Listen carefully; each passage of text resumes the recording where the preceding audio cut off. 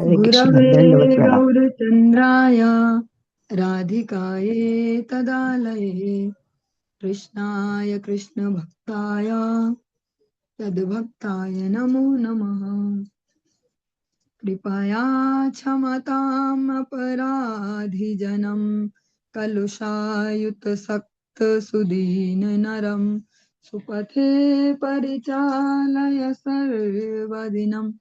प्रणमामि च माधवदेवपदम् तव कृपाकान् अमार संभाल।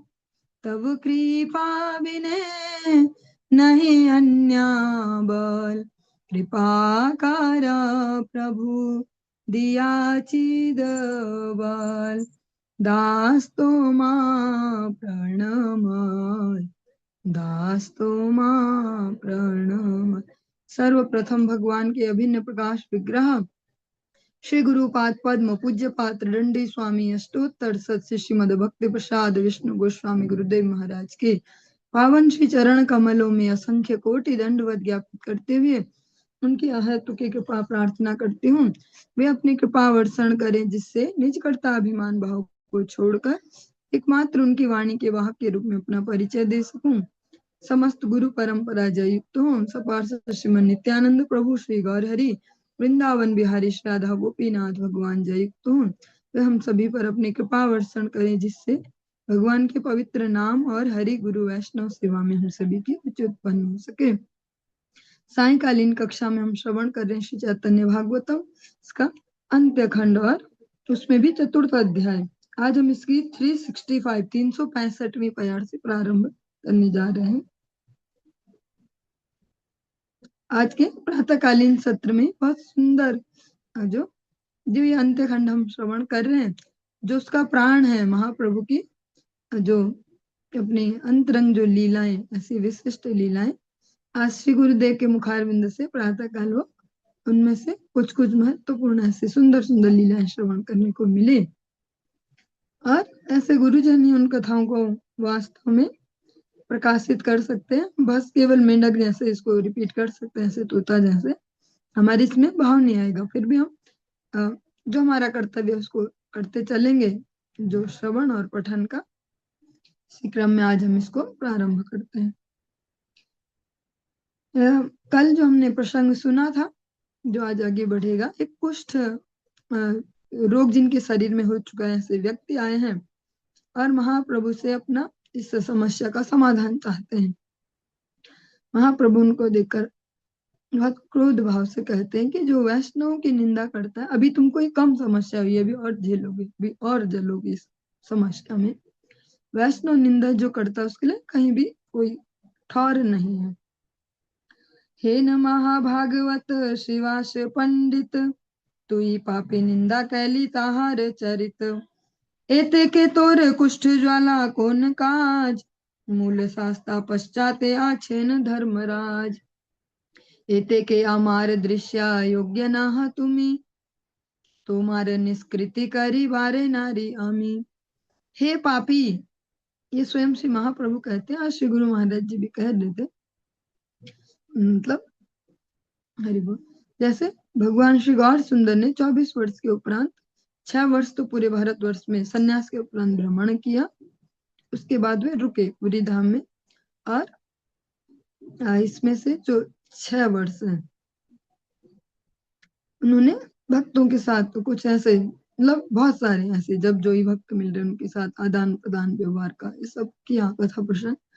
पर जो अंतिम जो 12 वर्ष उनकी लीला के, उन्होंने केवल एकमात्र स्वरूप दामोदर राय रामानंद ऐसे जो स्निग्ध जन है, जो इस रस का वे आस्वादन करना चाहते हैं, उस रस के जो मुख्य रसिक है, ऐसे ऐसे कुछ कुछ भी नहीं, ज्यादा से ज्यादा 2 ही प्रमुख है। वैसे इनके साथ इन्होंने जो अपनी गंभीरा उसमें इसी रस का आस्वादन किया।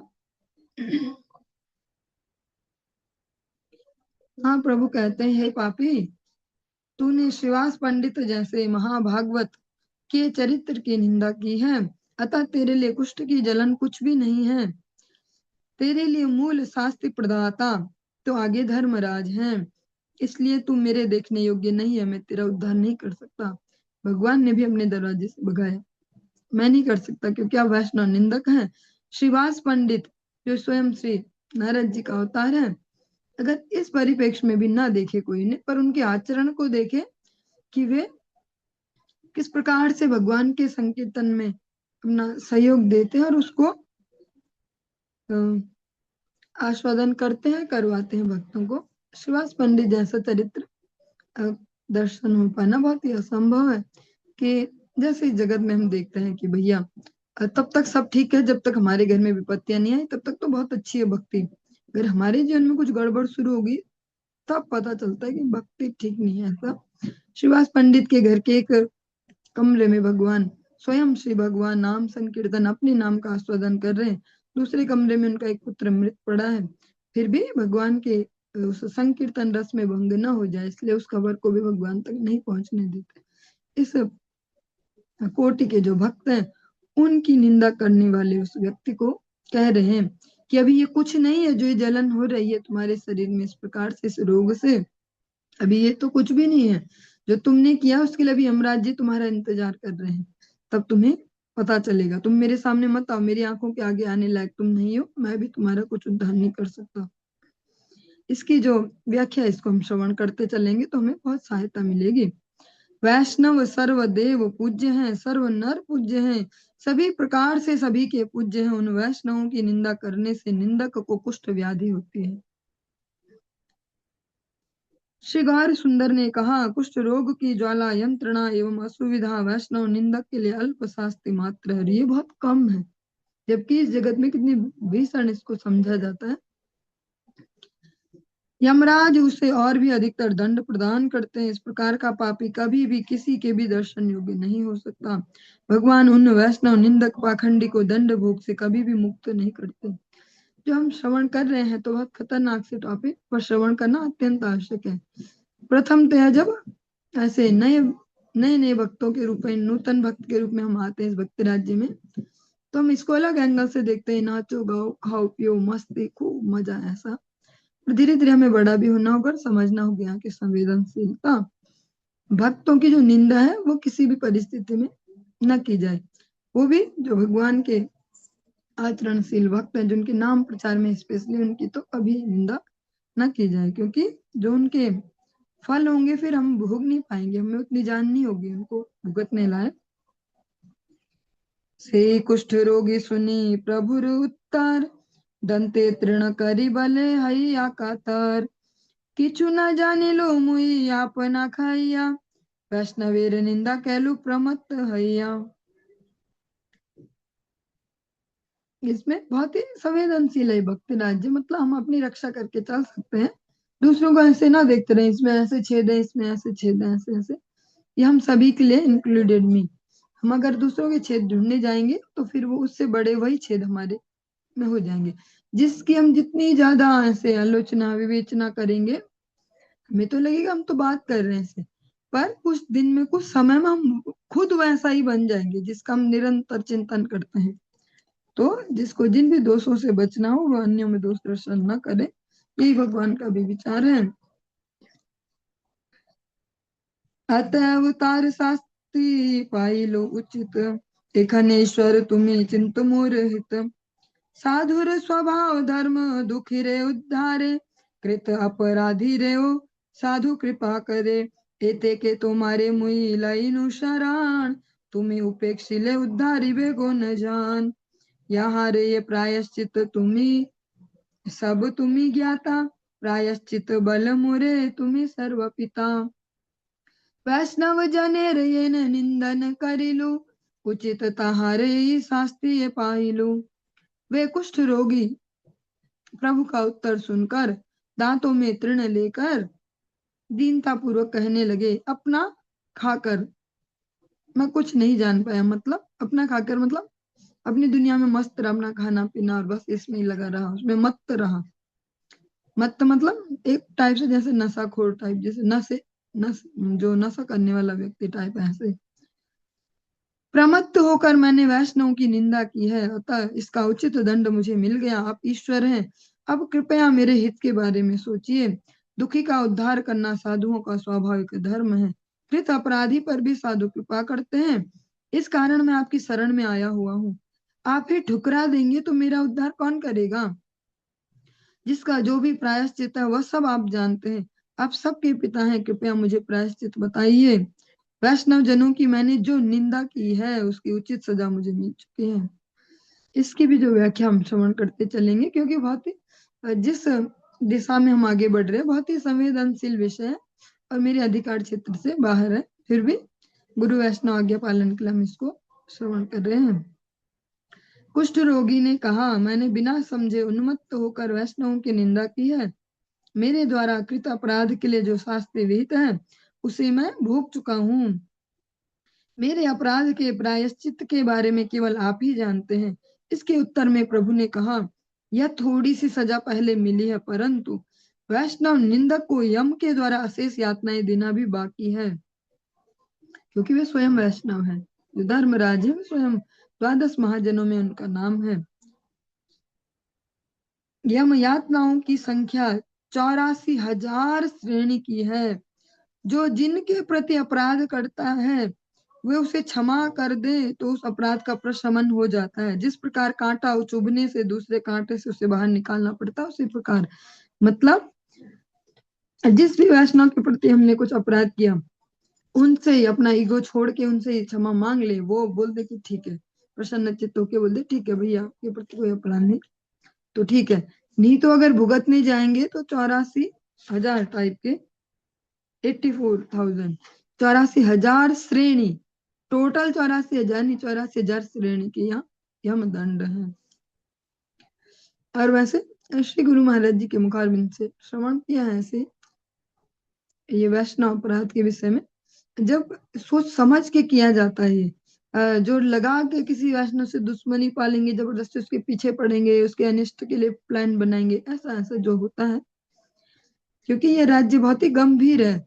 जब ये सबसे उच्च लेवल की भक्ति है भगवान की मधुर रस की, यहाँ जाएंगे तो सब कुछ उच्च लेवल का ही होगा। सब यहाँ आकर्षण भी उच्च लेवल के, परीक्षाएं, परीक्षा तो नहीं बोल सकते क्योंकि भगवान क्यों यहाँ घुसने आएंगे या परीक्षा लेने ऐसे, बस वो हमारे जो हृदय के विकार हैं वही बाहर आके हमें ऐसे सीन दिखाते हैं। पर जब किसी वैष्णव के प्रति अपराध करते हैं, किसी आचरणशील वैष्णव के प्रति, वैसे क्षमा नहीं होता। वो ऐसे वो कहते हैं वे ऐसे कि ठीक है हमने आपको क्षमा कर दिया, पर होता नहीं है। बस ये कि वे कृपा करके सिवा दे सकते हैं कि चलो हाँ जी, मतलब बाहर से नॉर्मल फील कराएंगे, ओके हाँ ऐसा ऐसा, पर क्षमा नहीं होता है ऐसा। और इसको कुछ स्थानों पर ऐसे प्रैक्टिकली देखा भी है।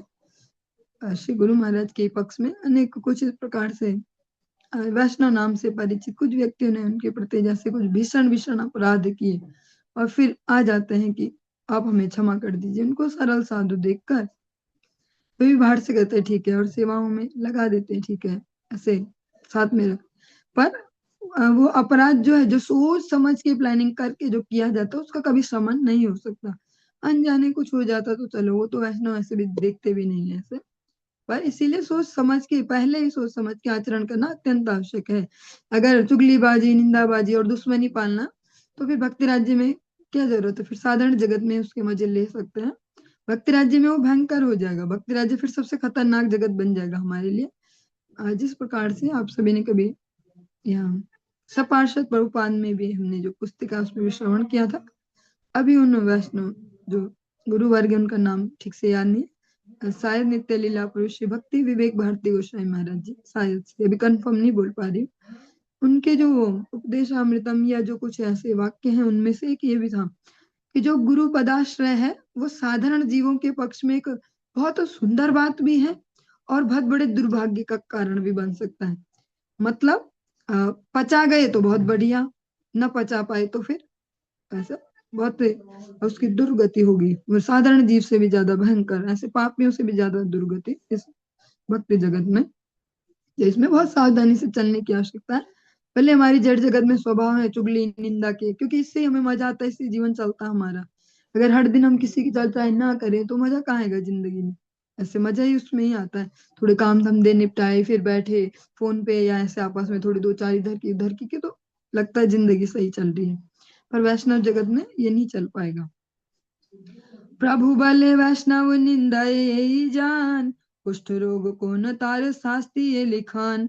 आपततः शास्ति किछु हई आछे मात्र, आर कत आछे यम यात नर पात्र।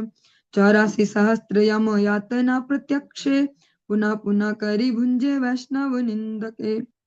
प्रभु ने कहा जो वैष्णव की निंदा करता है उसके भाग्य में कुष्ठ रोग की लिखाई कौन सी बड़ी बात है। अभी तो मामूली सा दंड मिला आगे और कितनी ही यम यातनाएं हैं। वैष्णव निंदा को 84,000 यम यातनाएं पुनः पुनः प्रत्यक्ष रूप से भोगते रहते हैं। जो ये बहुत ही मिनिमम सजा है उसकी, जिसको हम यहाँ बहुत बड़ी बात समझते हैं कुष्ठ रोग होना। मतलब चाहे कुछ हो पर सभी देखते इसी वे में है कि कुछ थोड़ा अलग सा है ऐसा। भले आज चल रहा है ऐसे कि वो बीमारी भी है शरीर में, कुछ अलग अलग कारणों से होती है ऐसे, पर फिर भी ऐसा अलग से सबको लगता ही है। इस केस में भगवान कह रहे हैं कि तो बहुत छोटा सा दंड है तुम्हारे लिए।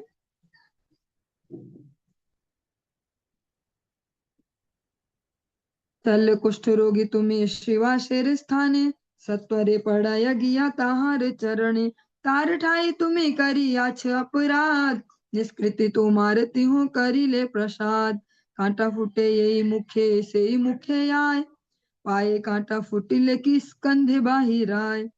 एक ही लांग तोर निस्तार उपाय, श्रीवास पंडित छमिले से दुख आए। महाशुद्ध बुद्धि तिहो तार ठाई गेले, छमिवे न सब तोरे निस्तारी बेहले। सुनिया प्रभुर अति सुसत्य वचन, महाजय जय ध्वनि कैला भक्तगण। चलो कुष्ठ रोगी तुम शीघ्र श्रीवास के निकट जाओ और जाकर उनके चरणों में गिर पड़ो।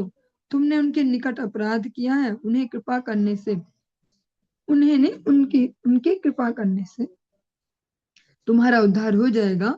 जिस दिशा में कांटा चुभता उसी दिशा से निकलता भी है। पांव में कांटा चुभने से क्या कंधे से निकलता है। यही तेरे उद्धार का उपाय है, यही मेरा कहना है। श्रीवास पंडित के क्षमा कर देने से निश्चित ही दुख दूर हो जाएगा।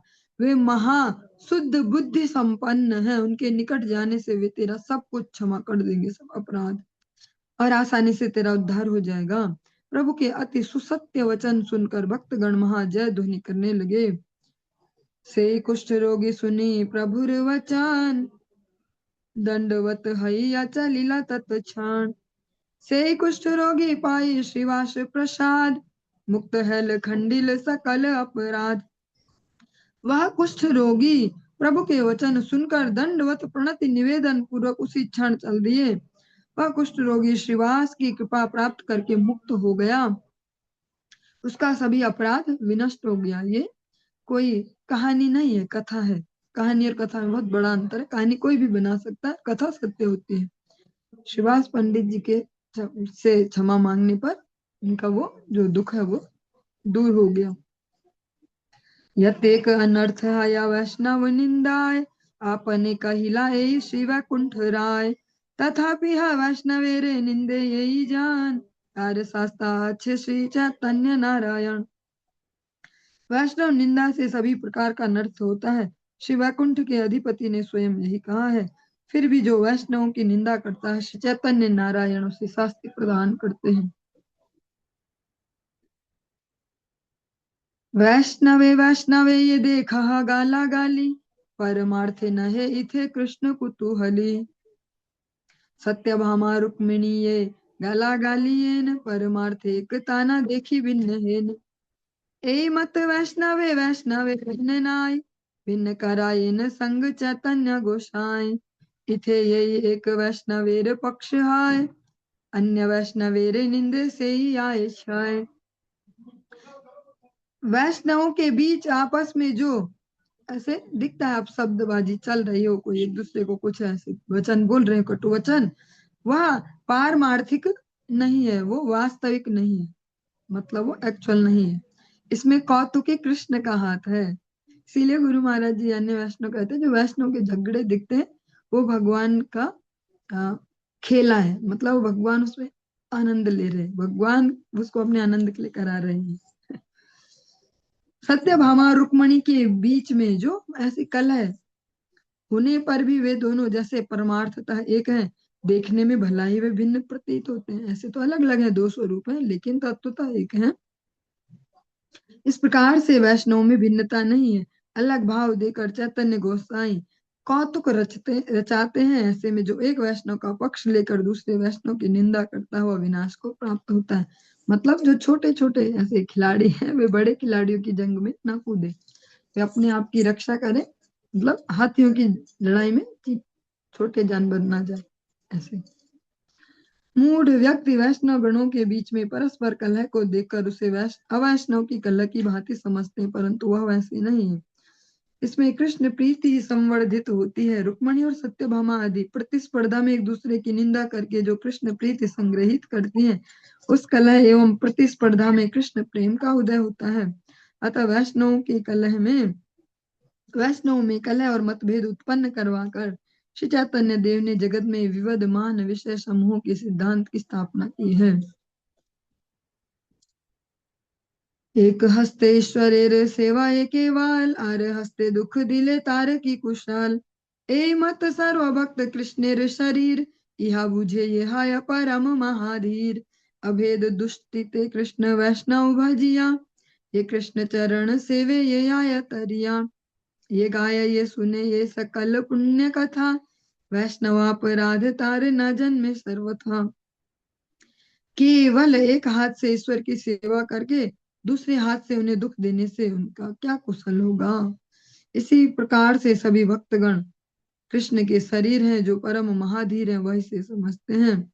अभेद दृष्टि से कृष्ण और वैष्णव का भजन करते हुए जो कृष्ण चरणों की सेवा करता है, उसका उद्धार हो जाता है। इन सब पुण्य कथाओं का जो श्रवण करता है, जो कीर्तन करता है, उससे कभी वैष्णव अपराध नहीं होता है। जो ये वैष्णव अपराध शब्द है, ऐसे तो बहुत छोटा सा है, पर ये पूरा विषय बहुत बृहद है। एक तो एंगल से जिससे हम अभी ये श्रवण कर रहे हैं एज इट इज, पर इसके पीछे बहुत ही प्रैक्टिकल प्रासंगिक वे भी है इसको अच्छे से समझने का। कई जगह वैष्णव अपराध होने के भय से हम सही जगह पे सही एक्शन न ले पाए, वो भी अपराध बनता है। पर ये बहुत बृहद सा है, इसको ऐसे एक्सप्लेन कर नहीं पाएंगे। एक हाथ से भगवान की सेवा हो गया। हे नमत श्री गौर सुंदर शांतिपुरे, आचेन परमानंद अद्वैत मंदिरे। माधवपुरी रे आराधना पुण्यतिथि, दैव योगे उपुशन हेल आसित थी।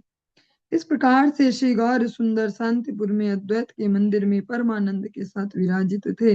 दैव योग से इसी बीच माधवपुरी की आराधना की पुण्य तिथि वहां कर उपस्थित हुई। माधवेंद्र अद्वैत यद्यपि भेद नाई, तथापि ताहा न शिष्य आचार्य गोसाई। माधवेंद्र और अद्वैत में यद्यपि भेद नहीं है, तथापि आचार्य गोसाई उनके शिष्य हैं, ऐसा कहा गया। जो व्याख्या उसमें भी जो अद्वैताचार्य जी हैं, माधवेंद्र पुरीपाद जी में ऐसे कोई भेद नहीं है, पर लीला के लिए अद्वैताचार्य जिनके शिष्य रूप में अपना परिचय दे रहे हैं, मतलब उनको गुरु रूप में स्वीकार किया। माधवेंद्र पुरी देह श्री गौर सुंदर, सत्य सत्य सत्य विहरय निरंतर। माधवेंद्र पुरी अकथ्य विष्णु भक्ति, कृष्ण प्रसादे सर्वकाल पूर्ण शक्ति। यह तथ्य सत्य है, सत्य है, सत्य है कि माधवेंद्र पुरी के शरीर में श्री गौर सुंदर निरंतर विहार करते रहते हैं। माधवेंद्र पुरी की विष्णु भक्ति अकथनीय है। कृष्ण की कृपा से उनमें सर्वकाल पूर्ण शक्ति विद्यमान है। इसकी हम व्याख्या भी श्रवण करते चलेंगे। भगवान श्री गौर सुंदर ने जगत में भगवत कथा का प्रचार करने की इच्छा से श्री माधवेंद्रपुरी में आविर्भूत होकर शुद्ध भक्ति का प्रचार किया था। श्री माधवेंद्रपुरी में सर्वकाल भगवान की पूर्ण शक्ति का परिचय मिलता था। उनकी अतुलनीय भगवत सेवा प्रवृत्ति मानवों की भाषा में अवर्णनीय है। आज प्रातःकालीन सत्र में श्री गुरु महाराज जी गुरु तत्व को भी अच्छे से एक्सप्लेन कर रहे थे। जैसे नए नए जो भक्त हैं या ऐसे कुछ होते हैं या कुछ और लोग भी बैठे होते हैं, तो ऐसे चलता है ना, गुरुर ब्रह्मा गुरुर विष्णु गुरुर देवो महेश्वर गुरु साक्षात पर ब्रह्म। इससे इस प्रारंभ किया और बहुत अच्छे से गुरु तत्व का विवेचन किया। जैसे जो सामान्य जगत है उसमें तो ऐसे ही चल रहा है अब गुरु, और ऐसे कितने ही गुरु है, मतलब इतने बहुत सारे ही भगवान पूरे भारतवर्ष में आ चुके हैं, अलग अलग एरिया में अलग अलग भगवान। पर बहुत सुंदरता से उन्होंने गुरु तत्व को ऐसे महिमा प्रकाश की कि वे भगवान के सेवक हैं। अगर गौड़ीय वैष्णव जगत में देखें तो यहाँ जो गुरुदेव हैं भगवान का प्रकाश है, और राधा रानी की ऐसे निज जो बाल्य सखी हैं उस रूप में उनका परिचय है। वे साक्षात पर ब्रह्म नहीं हो सकते, वो बहुत बड़ा भेद है। एक एग्जाम्पल दिया, उसको श्रवण करते हैं, क्योंकि श्रवण करवाने से अपना पक्का हो जाता है, याद रह जाता है, ना भूल जाएंगे अगर सुनाए नहीं किसी को। एक उदाहरण दिया, बहुत ही खतरनाक सा, बहुत ही प्रैक्टिकल सा, जबरदस्त। एक जगह एक वर और वधु, मतलब एक कन्या और एक जो बालक, वो है जो व्यक्ति, विवाह हो रहा है और पंडित जी को बुलाया गया है शादी करवाने। तो अब वो मंत्र पढ़ेंगे और सब फिर शादी करवाएंगे दोनों युवक युवती की। लेकिन पंडित जी, जो वो दुल्हन है, वो पंडित जी को ही पसंद आ गई, तो इतनी बढ़िया है। तो पंडित जी ने क्या किया कि दूल्हे को बोला उधर खड़ा हो जा, और खुद से ही सिंदूर दान किया, खुद से ही मंगलसूत्र पहना दिया, खुद ही हाथ पकड़ के चल मेरे साथ सप्तपदी कर, ऐसे ऐसे। तो कि ये बहुत बढ़िया, ये कैसा है, मतलब बताओ। तो जब हम इस तरीके से अपने भौतिक वाले एग्जाम्पल से सुनते तब पता चलता है अच्छा इस लेवल का है ये गुरु ब्रह्मा गुरु विष्णु गुरु साक्षात पर ब्रह्म। उसके उसमें ये एग्जाम्पल दिया कि जो जीवात्मा है वो है दुल्हन, उसका पति है श्री भगवान, और पंडित जी हैं गुरु जी। और पंडित जी खुद ही शादी कर दे उससे, खुद ही सब कुछ कर दे, भैया मैं ही हूँ भगवान, मुझसे ही शादी हो जाएगी तेरी, ऐसे। तो ऐसे आजकल चल रहा है समाज में। तो ये बहुत ही सूक्ष्म तत्व है, इसको समझना। और इस प्रकार से इस तत्व को प्रकाशित करने की हिम्मत भगवान के जो शुद्ध भक्त हैं ऐसे वैष्णवजन उनमें ही है। वरना कौन ऐसा मूर्ख होगा कि जो भैया अपनी बनी बनाई सब फील्ड को या मतलब संपत्ति सब चौपट करे, खेती। जब लोग मान ही रहे पर ब्रह्म, तो क्या जा रहा ऐसे। पर खुद से बोले कि मैं नहीं हूं पर ब्रह्म, मैं भगवान का दास हूँ, ऐसे। ये हाँ, एक अच्छा सा एग्जाम्पल और भी दिया कि जो सूर्य है उसको हम किसी और लाइट से नहीं देख सकते हैं, कि हमने टॉर्च जलाई सूर्य देखने के लिए, या हमने बहुत बड़े बड़े बल्ब लगा लिए, बहुत बड़ी बड़ी लाइटें, और सूर्य देख रहे हैं हम ऐसे। सूर्य को अगर देखना है तो सूर्य का ही प्रकाश चाहिए, सूर्य के ही प्रकाश में सूर्य को देख पाएंगे। चंद्रमा अगर देखना है चंद्रमा के प्रकाश में ही दिखेगा, वो कोई और लाइट बिजली ऐसा उससे नहीं दिखेगा। ऐसे ही जो भगवान है वो भगवान को हम अपने प्रयास से नहीं देख पाएंगे, भगवान के प्रकाश में ही भगवान को देख पाएंगे। तो वो प्रकाश है श्री गुरुदेव, वो गुरु तत्व वे श्री गुरुदेव भगवान का प्रकाश है। ऐसे जो उनकी कृपा से फिर वो जिस रास्ते पे हम आगे बढ़ाए उससे हम उन भगवान का दर्शन कर पाएंगे। तो ये मैंने आप लोगों से भी शेयर कर दिया, जो श्रवण किया कुछ अच्छा सा रहे तो बांट दे तो अच्छा रहता है। आप लोगों में से सबको याद रह पाएगा, आगे मुझे ही दोबारा सुना पाएंगे।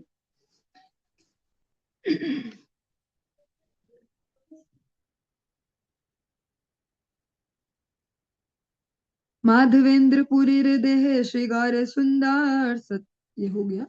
ये मत ये मत अद्वैत शिष्य हई लेन तान, चित्त दिया सुन से ही मंगल आख्यान। ये समय न छिल चैतन्य अवतार, विष्णु भक्ति शून्य सब अछिल संसार।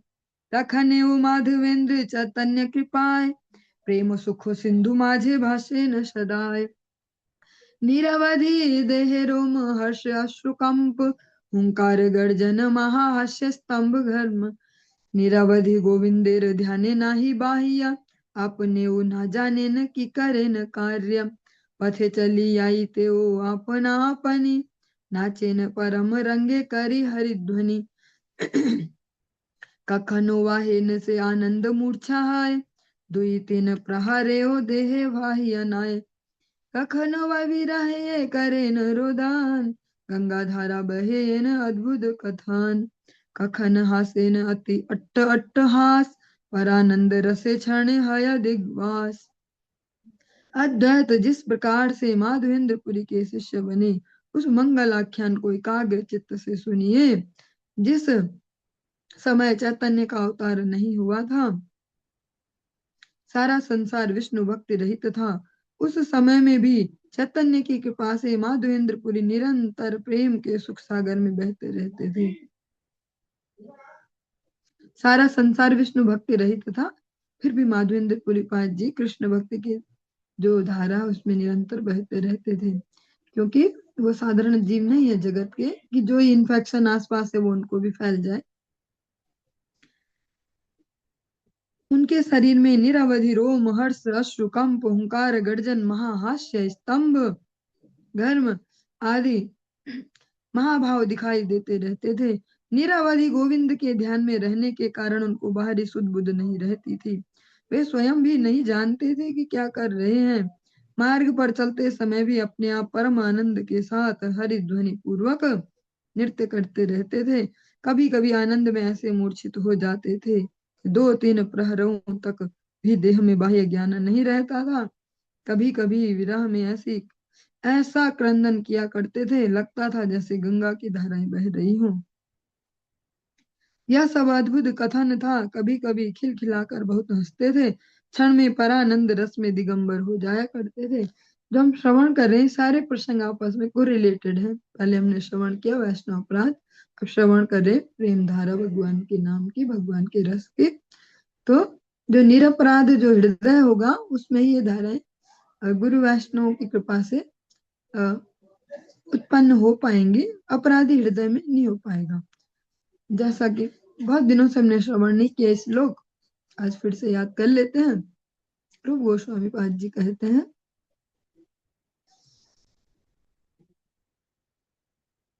शोकामर्षादभिर्वैराक्रांतम यस्य मानसम कथम तत्र मुकुंदस्य स्फूर्ति संभावना भवेत्। जो शोक, ईर्ष्या और वैर ऐसी जो बहुत ही हाई इंटेंसिटी वाली जो भावनाएं हैं, निगेटिव इंटेंसिटी की, ये जिसके हृदय में रहेंगी, किसी के भी प्रति हो, यहाँ पे तो वैष्णव भी नहीं, जीव मात्र में किसी के प्रति भी हाई इंटेंसिटी इन चीजों की रहे। हाँ, कोई शोक है ऐसा, कोई वस्तु हमारे से छिन गई है, कोई व्यक्ति छिन गया है, उसका गहरा शोक है जिस हृदय में, या हमारे मन का नहीं हुआ उसका गहरा शोक है किसी हृदय में, या किसी के प्रति ईर्ष्या बहुत गंभीर, इसका तो बढ़िया है भैया, इसका सब ठीक सा ऐसा ऐसा, किसी भी सामान्य जीवों के प्रति भी, स्पेशली भक्तों में तो है ही। ये वैर हो कि बताएंगे मौका मिलेगा तो ऐसा। तो उस हृदय में श्री भगवान जो मुकुंद है, मुक्ति के दाता श्री भगवान, उनके उनका आना तो दूर, उनकी स्फूर्ति भी नहीं हो पाएगी।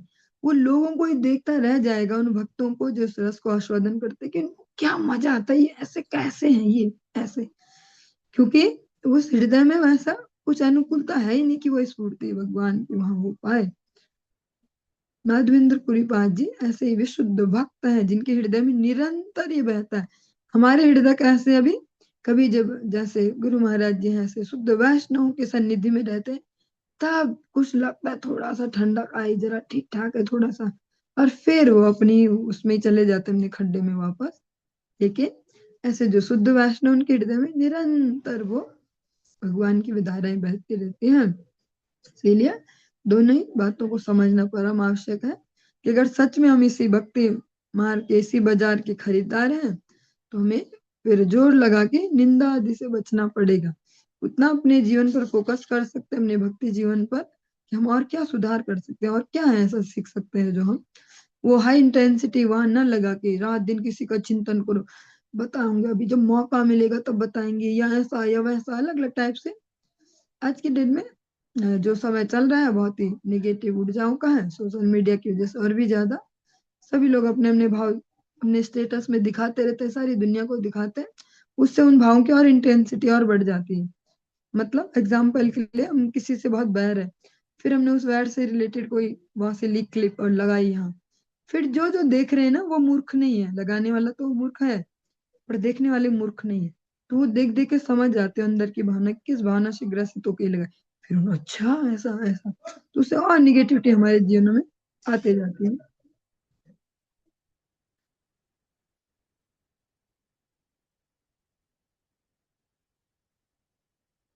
तो अगर हम उन ऊर्जा को अपने मंगल में लगाएंगे तो हिमालय मंगलकारी होगा।